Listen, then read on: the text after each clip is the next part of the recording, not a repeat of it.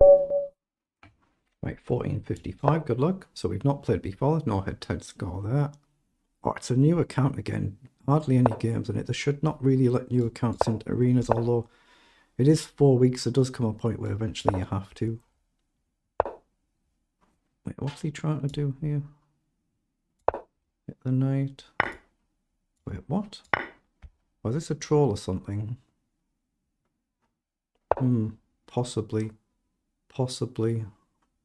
Okay, I could play a bishop up and encourage a pawn up there, I guess. Just spend a move just to get a pawn, but we can trade the knight.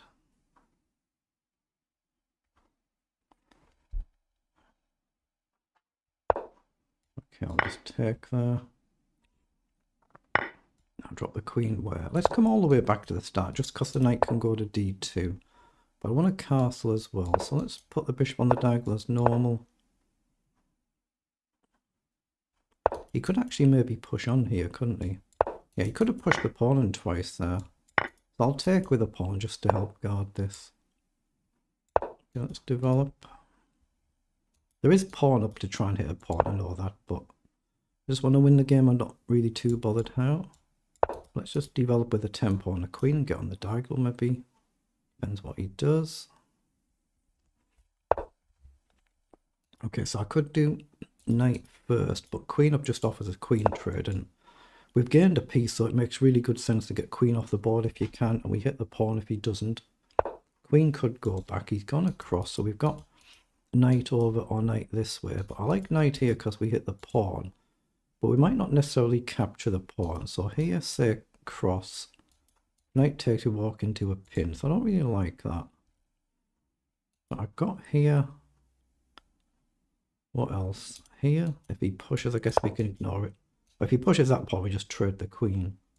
If he pushes here, we can take, then trade the queen. Well, he has pushed, so I'm just going to take the queen there. Okay.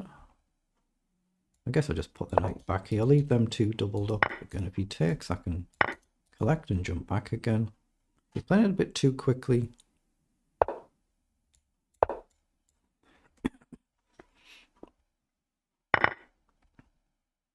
Give my king another emergency square. I know there's a square here, but I want to give my king another emergency square just so I don't get really careless and blunder the back rank. Now, knight across. He could come in, but I think I should get my rook behind just in case he comes forward. But if he does, I'll just trade the knight. It'll undouble his pawns, but it gets rid of the knight. One less piece to worry about. Otherwise, what? We hit the pawn. No reason not to take. If the knight moves, we simply trade the rook. So, hold on. I could check here now, though, and he'll have to block with the rook. And then the rook comes off the board. So that's a move now. The principal move is probably to take the pawn. It just breaks the structure, doesn't it? We can still check next move. Or trade if he moves his knight. Now the pawns have all shattered. So that's exactly what he's done. So if I take and he takes a knight, I just move away. Let's just take and take. It gives him a protected pass pawn though, doesn't it? But I can definitely sack. See, why is he thinking there? I'm just going to take it. He gets a protected pass pawn, but I should be more than good enough here. Doesn't mean I am, doesn't mean I can't mess it up, but it should be winning. Let's get the bishop back. I just got to be timing it correctly to go forward. So here, down, up, down. Yeah, I've still got to pay a bit of attention. Let's push this pawn. Still got to pay a little bit of attention. I've got bishop here to hit this pawn. I just missed out the move before. I mean, if he comes right down, I could even just take and give up the two pawns as long as I collect these. And it's cleanly winning. Got the extra bishop. So let's collect one, hit the other one. Oh, he's gone back. Okay, just push a pawn there, keep intact. I could go here as well. Or maybe I'll fix it first. So he's gone back. Let's just hit the pawn here. Still needs a little bit of figuring out, actually, doesn't it? A little bit. Let's get rid of his outside pawn. Let's just get rid of it. Okay. Now, if he comes forward again, I just take this. If he checks, I come back and my bishop guards it. Right, so now the bishop covers all this scope here. Maybe I could have gone forward there, bishop back, I guess. It might have been a little bit neater, but I'm just trying to win the game.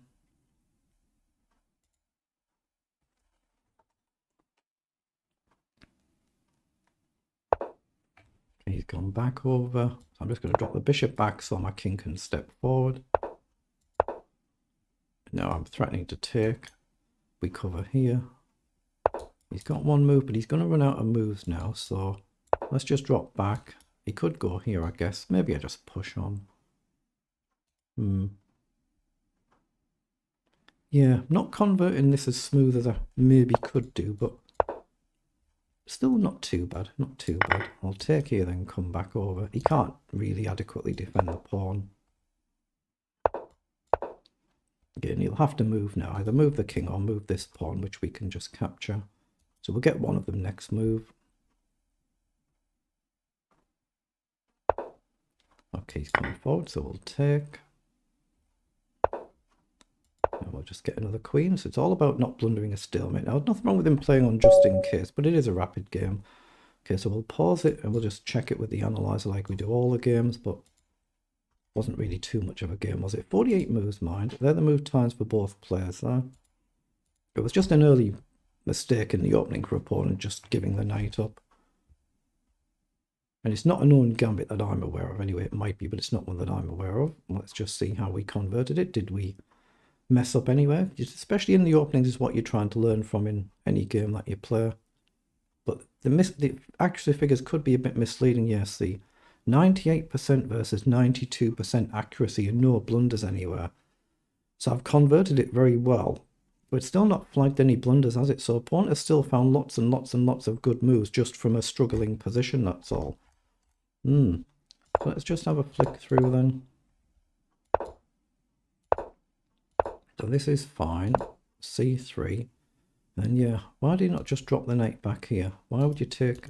He must have seen that surely, unless it's somebody who's really legitimately a complete beginner, but 1455 is not a complete beginner's rating. And once you've gained a piece like that, all you're trying to do is stick to good principles, so get castles, get your king to safety, then worry about what to do. And if you get a chance to get pieces off the board, trade for trade, it should be really good. That's why I've traded the queen there. Tried to keep them pawns isolated. Again, rooks have come off.